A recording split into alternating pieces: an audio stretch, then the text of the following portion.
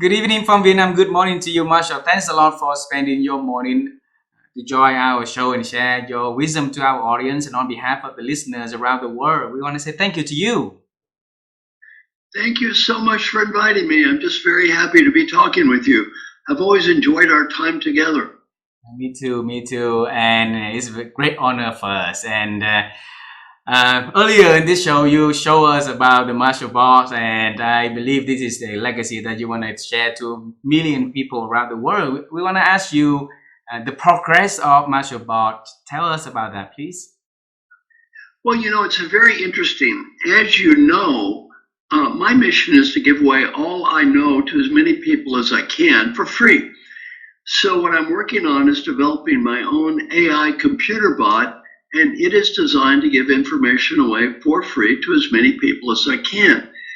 And you can ask it pretty much any question you want, and we're also going to do it ultimately in multiple languages. So it's very, very exciting.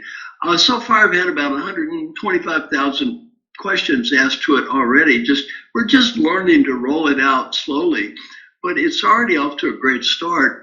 So the way it works is you just ask it a question, it thinks about the question, and it answers it as if it were me. So every computer bot, for example, is biased by something. If you ask what is leadership, it gives you an answer. Well, why that answer? Well, my computer bot is me talking. For example, how can I be a better delegator? To become a better delegator, it's crucial to focus on delegating more effectively rather than just delegating more. Here are some steps you can take. 1. Understand your team's readiness. Begin by having one-on-one conversations with each of your direct reports. Discuss their key areas of responsibility and ask them 2 important questions. Are there areas where you can let go more and delegate to them? Are there areas where you need to be more involved and provide more help?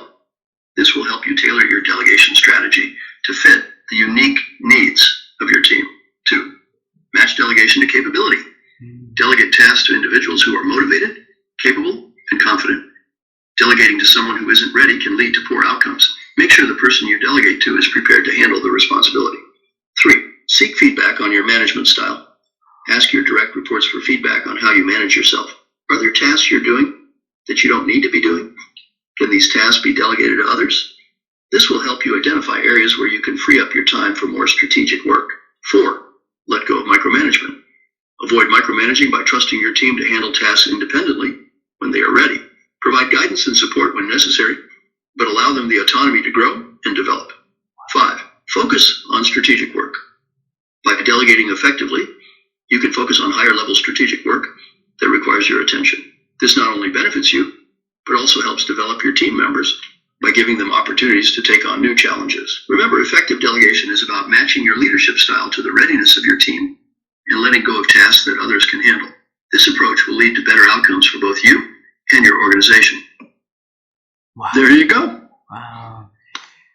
We have 2 Marshall in this conversation now. So yeah, by the way, we have 2 Marshalls in the conversation. One of them is smarter than the other. This guy is the smarter one. Marshall, you've been to our country so for many times, right? And you know that in our culture, it's very honored for our audience to have a little introduction about who you are and the work you do. So this time we're gonna do it 2 times. We want to hear from you. You share with us who you are and the work you do. And the second one is we ask the bot, the Marshall. One question at a time. Okay. So, now, what is the first question? Please share with us a little bit about who you are and the works you do for our audience. That's the first question. Okay. So my name is Marshall. I'm from a small town called Valley Station, Kentucky. I was brought up in a very poor environment. The first 4 years I was in school, we did not have indoor toilets. We had what's called an outhouse. So I was very, very poor environment. My high school in the state of Kentucky was next to last in the state, and Kentucky was almost near the bottom of the United States. So I was brought up, from an educational point of view, near the bottom of the bottom. Very fortunate. My mother taught me a lot of things when I was very young, And I did well on tests. I was able to go to a small engineering school, Rose-Hulman Institute of Technology. I had an attitude problem, made 5 Ds, barely graduated. But 2 years ago, went back and gave the commencement speech and got an honorary PhD. And I said, let's hear it for the bottom of the class. You never know. You never know. So then I got an MBA degree at Indiana University and a PhD from UCLA. Then I was a college professor. Indeed, I met a very famous man, Dr. Paul Hersey. I was very lucky. He was a wonderful man, brilliant man. I said, I want to be like him. I said, I will follow you around. I will serve the coffee. I will move the table. Let me sit in the back to learn from you. And he did. One day he became double booked. He was booked to be in 2 cities at the same time. He couldn't do it. He calls me, can you do this? I don't know. I need help. Can you do it? I don't know. He said, I will pay you $1,000 for one day. This was 47 years ago. I was making $15,000 for 1 year. I said, I will try. I did a program for the Metropolitan Life Insurance Company. They were in New York. They were angry when I showed up because I was not him. But I got ranked first place of all the speakers. He called them up. They said, we're very angry, but we love this guy. Send him again. He said, do you want to do this again? That's how I got into leadership development. That's how I got started. In coaching, the same thing, how to get into coaching. I met, CEO of a big company. He said, I have this kid working for us, young, smart, dedicated, hardworking, jerk, arrogant, stubborn. He said it would be worth a fortune to me if I could change his behavior. I said, I like fortunes. Maybe I could help him. He said, I doubt it. I said, maybe I could help. I don't think so. Then I came up with an idea. I will work with him for 1 year. If he gets better, pay me. If he does not get better, it is free. You know what the CEO said? Sold. There was nothing called coaching. There was no executive coaching.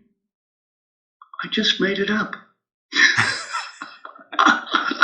So for 47 years, I've done 3 things. 1, I give talks and teach classes all around the world. 2, I coach people. I've been the coach of 200 really distinguished major leaders from around the world. And then 3, I write books and articles. So I have 4 New York Times bestsellers, and I've sold over 4 million books. So, and translated to many, many languages, including books for Vietnam. Wow. Oh, Marshall. The topic. topic. I'll go back to my introduction. On a personal side, I've been married for 50 years. My wife did a performance appraisal for my anniversary to see if I was worthy to continue. And I'm proud to say my wife gave me an A-. So we're still married, A-. That was good. I got high scores, except she said, I have not picked up after myself in 50 years. So other than being messy, she said I was a good husband. And by the way, I will now impress your listeners. I live in Nashville, Tennessee now. My daughter is a professor at Vanderbilt. I'm very proud of her. She's a professor of marketing.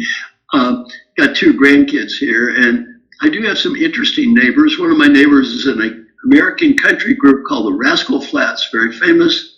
Another neighbor is more famous. His name is Keith Urban, very famous country star. His wife is even more famous. Another neighbor of mine is Nicole Kidman, so she lives very nearby.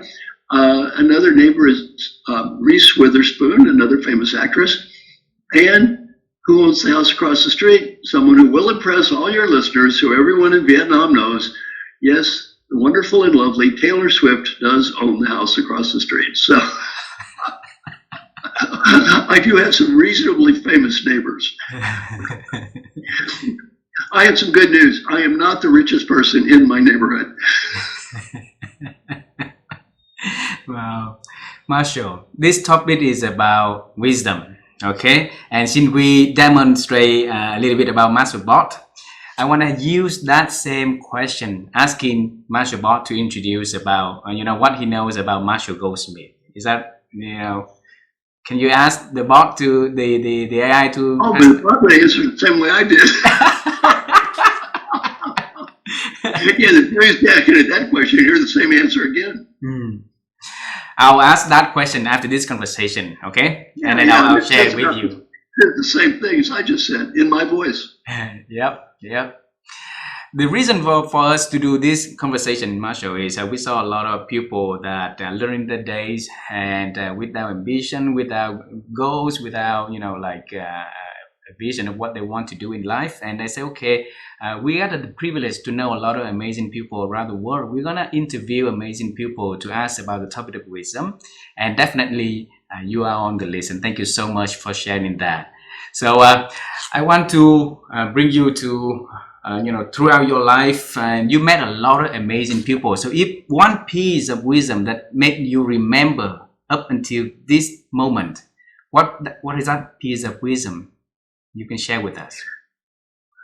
Well, I'm going to answer it a little bit more broadly than that. What is important for having a good life? What's really important? If you look at it, there aren't that many things that are important. Number one is take care of your health. If you don't take care of your health, the rest of this doesn't matter very much. Number two is have great relationships with people you love, because at the end of the day, the people at work are not going to be there. The people you love are going to be there. So never get so busy climbing the ladder you forget the people you love. And then, you need to have enough money to have at least a comfortable life. You don't need to be rich to be happy, but you need to just have enough to have a comfortable life. And all your listeners have that much money. So assuming that you have enough money to have a comfortable life, basically you've got a great relationship with your love, and you take care of your health. What matters? Three things. One is you need a higher purpose. Why am I here? Why am I doing this in life? People work very hard. People in Vietnam work extremely hard. They need the answer to a question. Why? Why am I doing this? Number two, you need to have achievement. The people listening to us right now are achievers. If they were not achievers, they would not be listening to us speak right now. By definition, these people are very high achievers. They need to achieve. Your achievement needs to be connected to your higher purpose.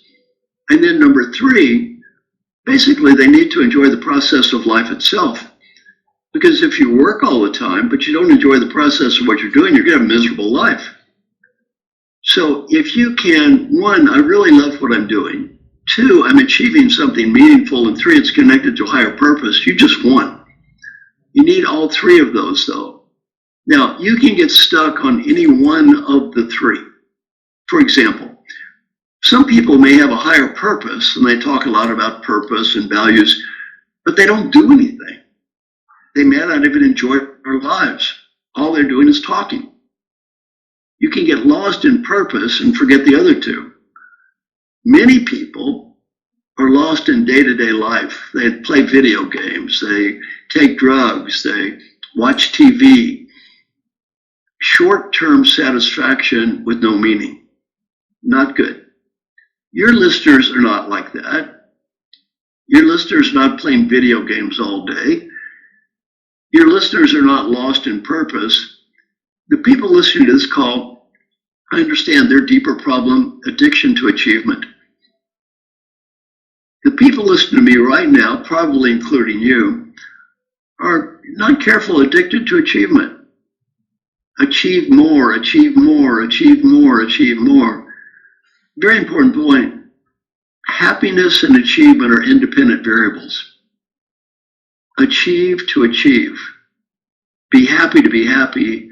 Never think achievement is going to make you happy. It won't. There is not enough achievement in the world to make you happy. One of my coaching clients, Albert Berla, was CEO of Pfizer. I called him a few years ago. They came up with this vaccine for COVID. I said, Albert, hey, great job. COVID, vaccine, wonderful. Thank you so much. Oh, I'm very proud. How's it going? Oh, so proud of the vaccine. We worked so hard. Very good. How about the company? Oh, pride in the company. Oh, employee engagement. Oh, stock price. Oh, all good. I said, Albert, what is your problem? He said, I have a huge problem. Next year. Do you think those investors care that he came up with a cure for COVID? No. Do you think they care that he made lots of money? No. Next year. You see, if achievement would make you happy, of all Olympic athletes, which one would be the happiest? Michael Phelps, the swimmer. 25 gold medals. He'd be the happiest of them all. What happened after he won his 25th medal? He thought about killing himself. You're not going to win enough gold medals to be happy. You think winning gold medals can make you happy? Talk to Michael Phelps. There are not enough gold medals. The thing that's important is happiness and peace has to come from the inside, not the outside. And the great Western disease is, I will be happy when I get the money, status, BMW, condominium. My Buddhist monk is Thich Nhat Hanh, Vietnamese guy. Thich Nhat Hanh, wonderful man. Most Vietnamese people are not really Buddhists. They're worshiping this God. Yeah, who do they worship? Money, status, achievement. Yeah, it's not going to make you happy. You know, Ho Chi Minh City, look at the Gucci store. You think you can buy enough stuff in that Gucci store to make you happy? Not really. How long will that make you happy? 5 minutes. So, learning point. I have a higher purpose. My achievement is meaningful and connected to that purpose, and I love what I do. That's it. Purpose, achievement, and love what we do. All right. That's So it. missing one of the three, then we're not going to be able to achieve happiness. That's what you. Well, if you miss one of the three, you can have a purpose, but make no positive difference in the world, and maybe don't enjoy yourself. 2, you can achieve a lot and work all the time. Why? You have no deeper meaning. You don't enjoy it. But 3, you enjoy yourself. You're having fun, but you're not making a contribution, and your life is shallow, and you have no higher purpose. So that's why you need all 3 of these. And again, let's go back to your listeners. I'm not worried about your listeners. They're not overdoing purpose, and they're not overdoing happiness. Your listeners are compulsive people that work all the time and want to achieve more. That's why they're listening to this right now. They want to achieve more. Nothing wrong with that. The delusion is somehow that's going to make me happy. No, it's not. So, at what age did you figure out that formula in your life for happiness, that 3? I started studying Buddhism when I was 19. 19. Mm-hmm. What happened then, Marshall? Well, you know, what happened is, I've slowly studied Buddhism for years. I've probably read 400 books on Eastern philosophy. So, although in theory people in Vietnam are Buddhists, very few of us that are really Buddhists. They don't really know anything about Buddhism other than it's a sort of a, game or formality or something. If you really understand Buddhism, it's very deep.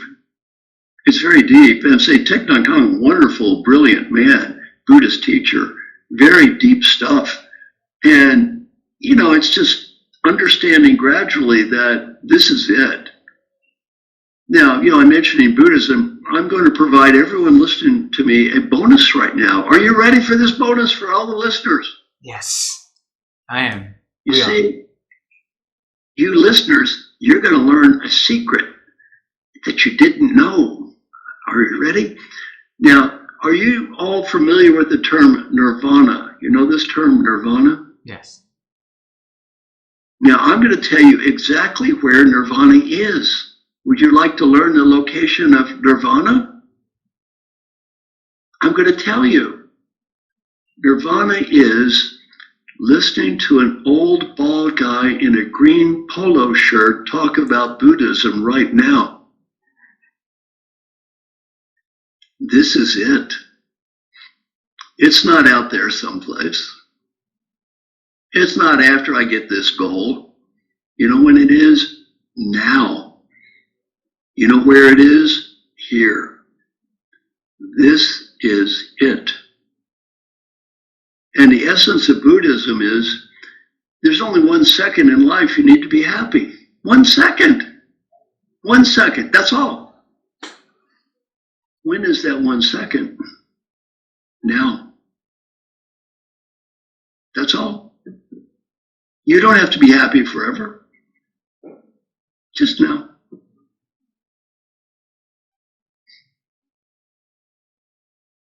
It sounds simple, but why is that so hard for many, many people, I think me included, for that 1 second? The reason is we have been programmed to believe that happiness is out there.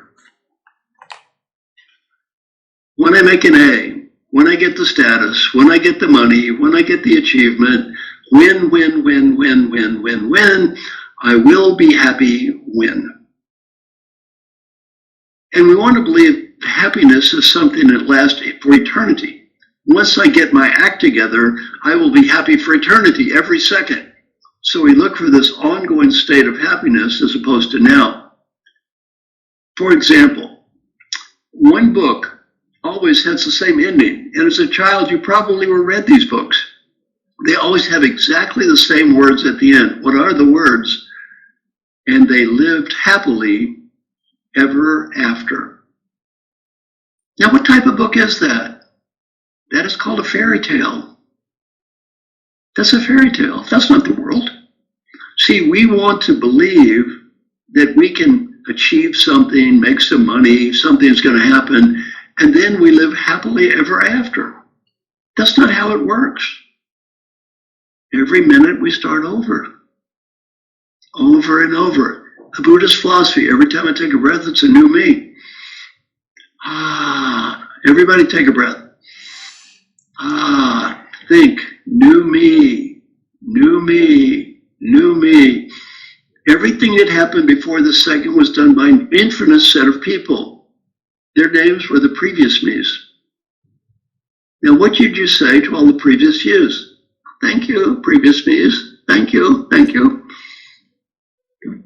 That was then. This is now. Wow. And how can I do and make it a lifestyle for us to be able to say thank you to the previous me and welcome the new me for this moment?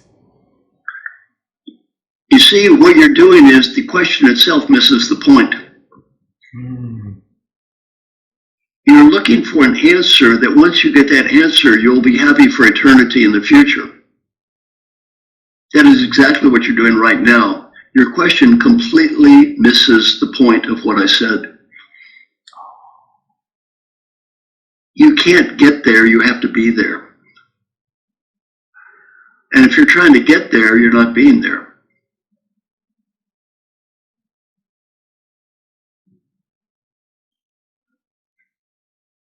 So how would I ask the right question? Be happy now. Be happy now. Make peace. Yeah. When I look at the industry, Marshall, we have religions that teaching us to be happy, right? And we have a lot of industry that help people to grow and become better self. Self-help industry also, and seems like that it's not getting much progress. What happened? Why? Look, you're not going to be happy because you read a book or you study something. Why? You're looking for an answer out there. Have you ever seen the movie called The Wizard of Oz? Not yet. It's a wonderful children's movie. And it's about people looking for what they already have. You already have everything. You already have everything. How many blessings in life do you have now? More than you can count. Most people in the world would love to be in your position of life. You really think getting a little more stuff is going to make you happier? Reading another book? No.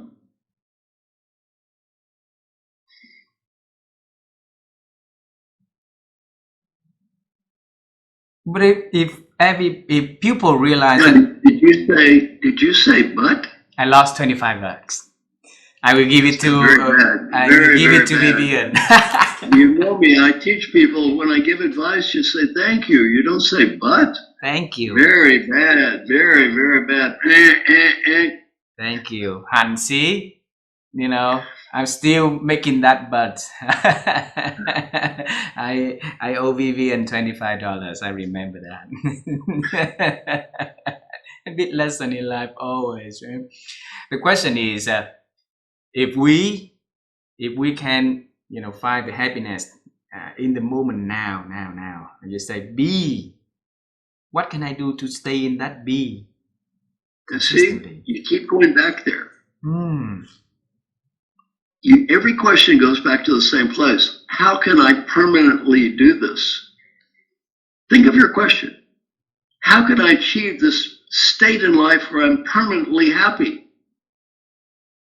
The question completely misses the point. Got it. You're looking for some permanent thing out there. The essence of Buddhism is not be happy for eternity. It's not you have to be happy every second. There's only 1 second. Now. And every question you've asked is, how can I be happy every second? How can I guarantee I'll be happy every second? How can I be happy for eternity? You can never be happy by asking that question.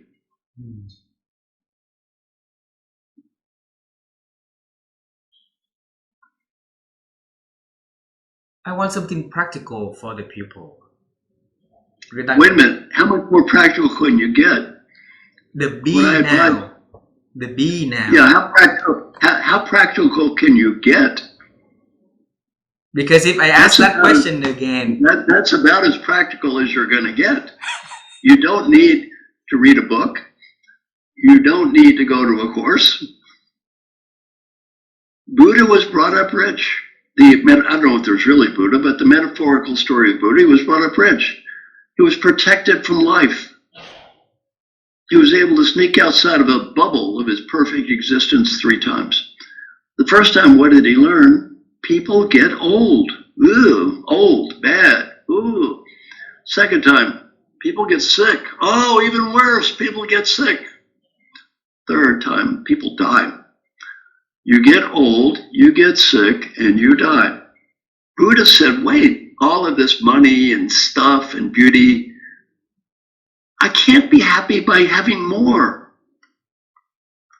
He went out in the woods and starved himself. He tried to be happy by having less. You know what he learned? No, that did not work either. That didn't work. Finally, one night, Buddha realized something. I can never be happy with more. I can never be happy with less. There's only one thing I can ever be happy with, what I have. There's only one time I can ever be happy, now. And there's only one place I can ever be happy, here. This is it.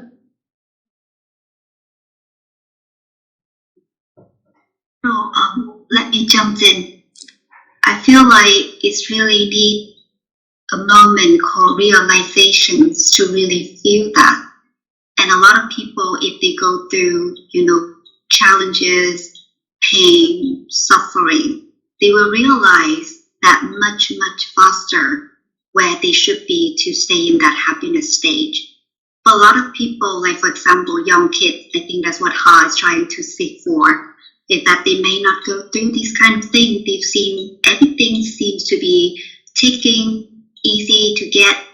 How do they appreciate something at that moment? They may not have the quest to stay that happiness forever, but they may not also realize more is less. Something like that. So I guess that's why he keep asking these questions. Wait.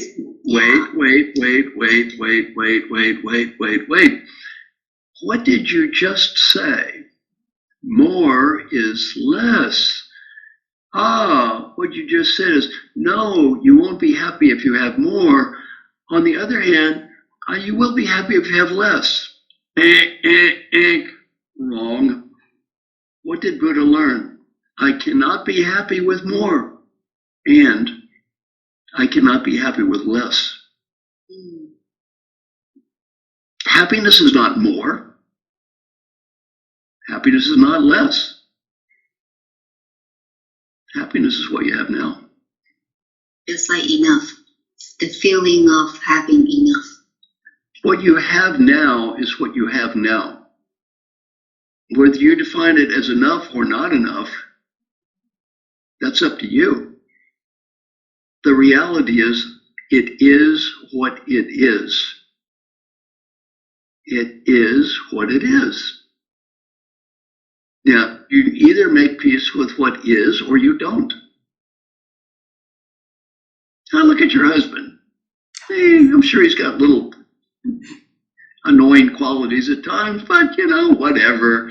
It is what it is. Make peace. Make peace. You're not going to dump the guy anyway, so you're not going to be happier when you get a better husband, so why not? Just be happy. Aww. He's a wonderful guy. Yeah.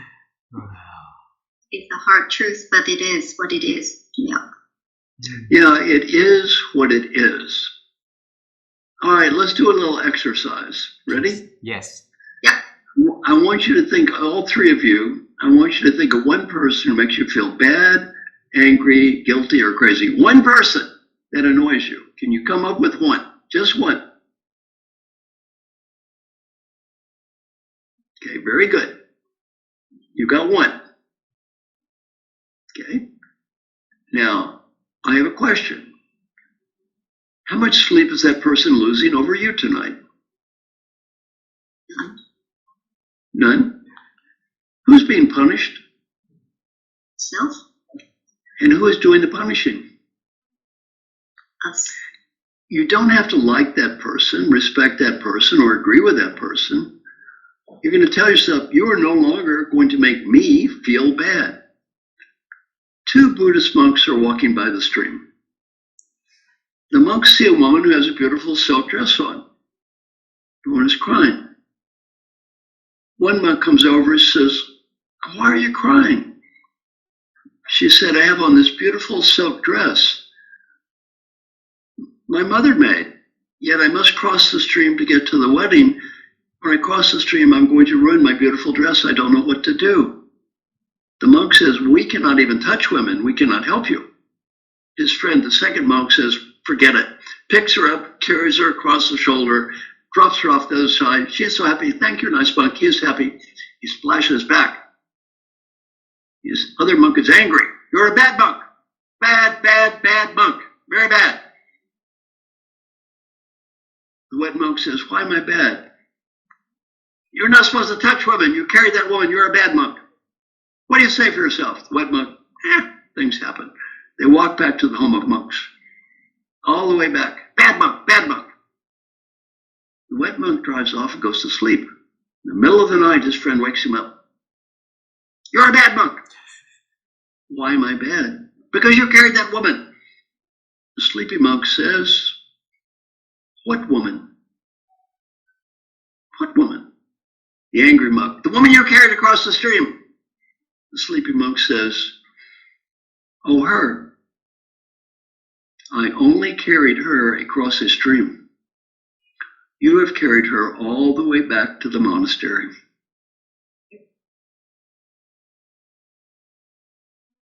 My guess is the three of you, you've been carrying some people around with you. They don't make you happy. Next time you think about those people, take a deep breath. Leave them at the stream. Leave them at the stream. I was teaching a women's leadership group.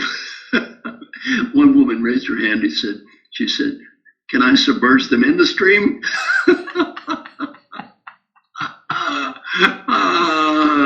Leave swim at the stream. Yeah, don't carry it around. Life is too short. It's really hard to do that also, Marshall. Breathing, more coaching for you. Breathing, breathing, breathing. Quit talking that way. Mm-hmm. Now, I want you to raise your hand and repeat after me. I do not have an incurable genetic defect. I do not have the incurable genetic defects. This used to be hard for me in the past. It used to be hard for to me me in the past. There is no reason I can't change. There's no reason No I can't reasons change. I can't change. I'm going to quit talking about myself this way.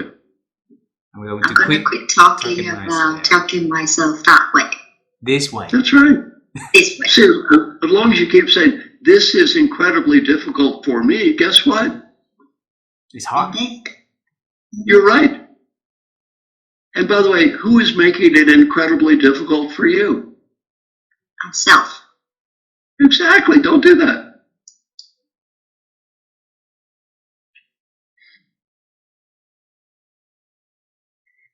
Repeat after me. This used to be incredibly difficult for me.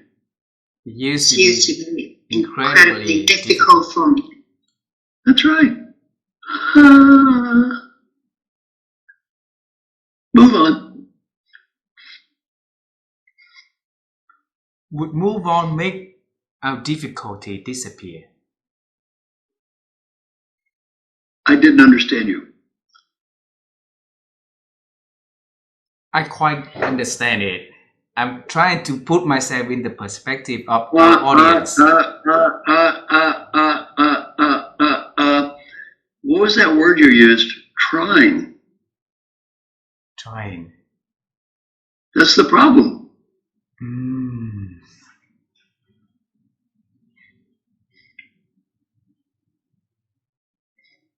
Why is that a problem, Marshall? Because if you're trying, you're not doing.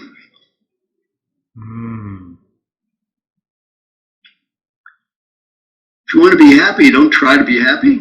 Be happy.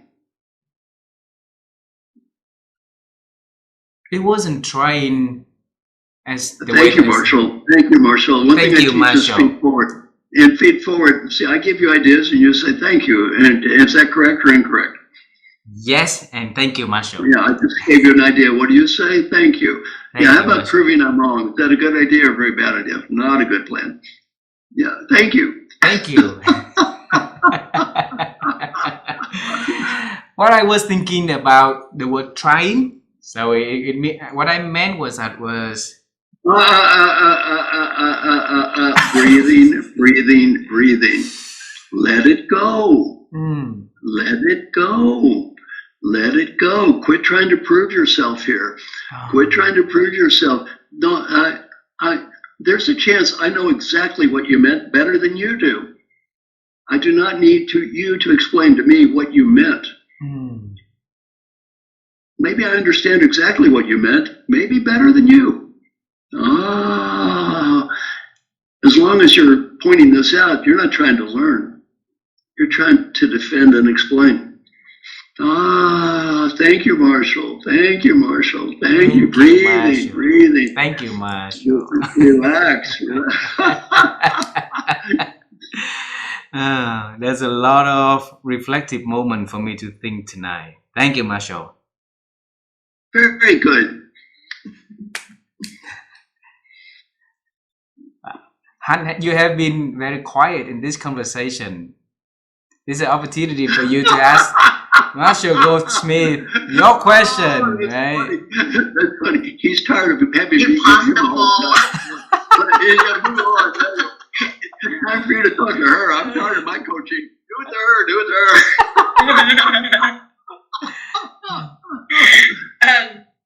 Yeah, can I have a questions? I'm really curious. Like, you talk a lot about happy, be happy, not happy with more, not happy with less, but just be happy in this moment.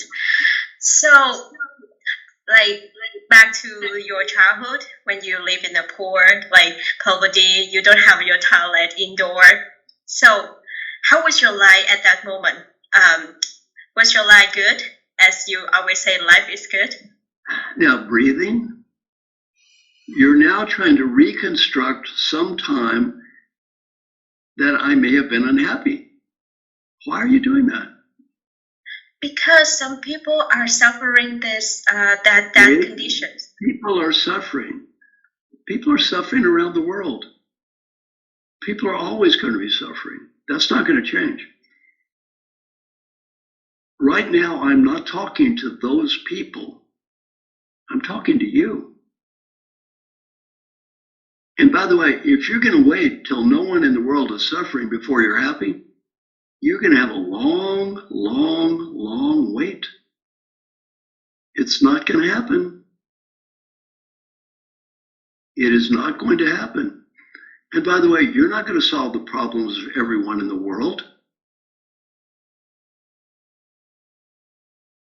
I'm going to give you a suggestion. Start with one person. This person. See, I work in the St. Jude's Children's Hospital, famous children's hospital to cancer. And I go there and all the children, many children are dying. Many of the children are dying.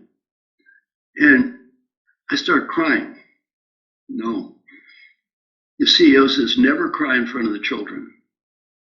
That is the worst thing you can do is cry in front of the children. Then you make them sad. If the children see you and you're happy, they feel good.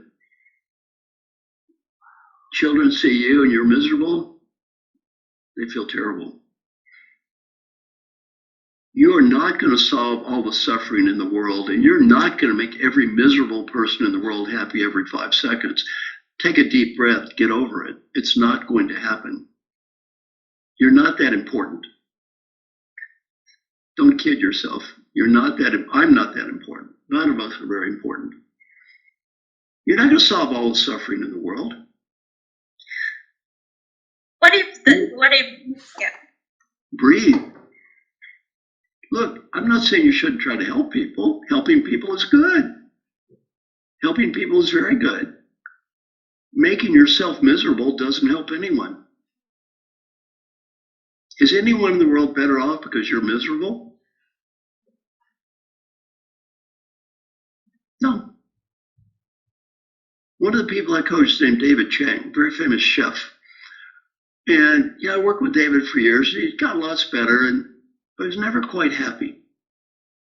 And I finally said something to David that changed his life. He has 2 children.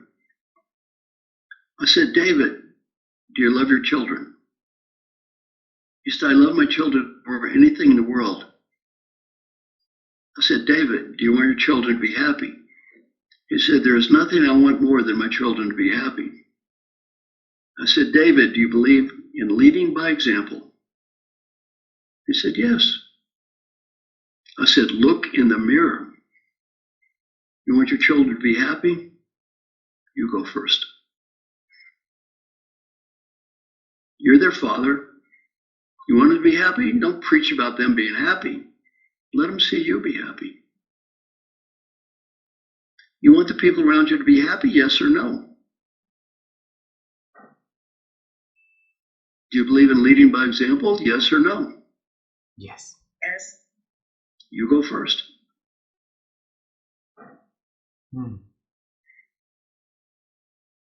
Marshall, I am the person who leading by example and want to continue that path also. And in your formula, you say having purpose, right? Having. Let me talk to her for a while. Okay. I'm going to go back to her. Sure. Okay? Yeah, you've talked enough. Moving on. I want to talk to her. Okay, ready? Breathe.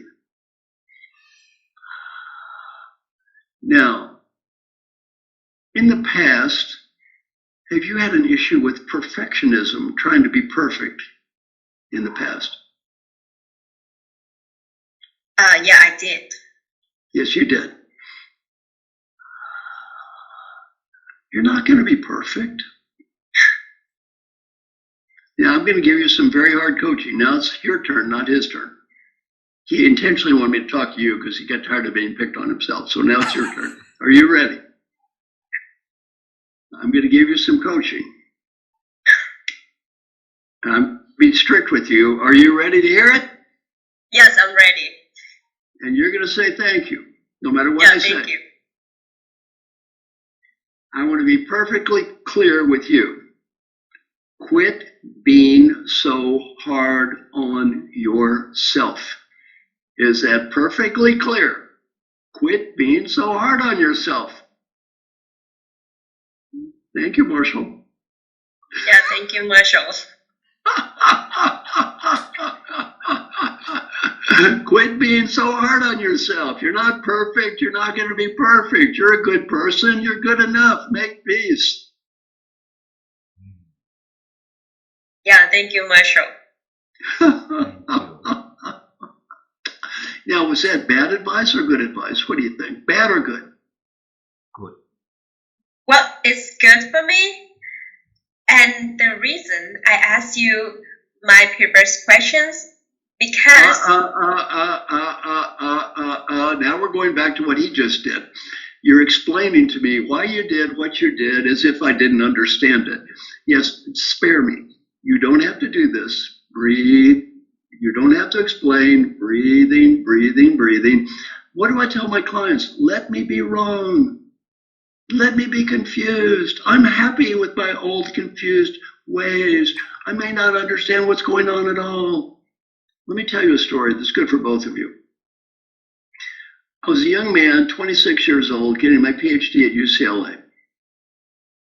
I was very self-righteous and thought I was very deep. It's a group of 11 people, and we talk about whatever we want. I talked about people in Los Angeles. Oh, people in Los Angeles, they wear these fancy $200 blue jeans. They drive the $200,000 cars. They're plastic, materialistic. All they care about is impressing others. They don't really understand what's important in life, deeper things. They just try to impress people all the time. 3 weeks I do this. 3 weeks. After 3 weeks, the old teacher, the guru, Dr. Tannenbaum, he goes, Marshall, who are you talking to? Who are you talking to? I said, well, I guess I'm talking to all the group here. He said, every time you have spoken, you've looked at only one person and seemed interested in the opinion of only one person. Who is that one person? I thought about it. So that's a very good question. You. He said, well, why me? There are 10 other people here. Why me? I said, Dr. Tannenbaum, I think a person with your deep background can understand the true significance of what I'm saying about how screwed up it is just to try to impress people all the time. He said, is there any chance for the last 3 weeks, all you have been doing is trying to impress me? I said, no. I said, I'm very disappointed. I don't think you've understood everything I said. Let me explain to you what I was really trying to do, Marshall. Let me explain to you. You don't understand. Let me explain. He goes, I think I understand. I hated Dr. Tannenbaum for 6 months. 6 months later, what did I say? Thank you, sir. You just taught me a lesson. I talked to you two just a few seconds ago, and you wanted to explain things to me. Maybe I misunderstood what was going on. Yes, if you explained it a little more, then I would really understand. Maybe. Maybe. Maybe not. Thank you, Maybe I do. Maybe I do understand. Wow. Thank you, Marshall. Thank you, Marshall.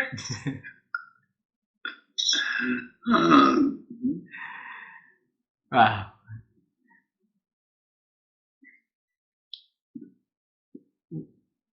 Now, let me finish with my favorite advice for everybody. Are you ready?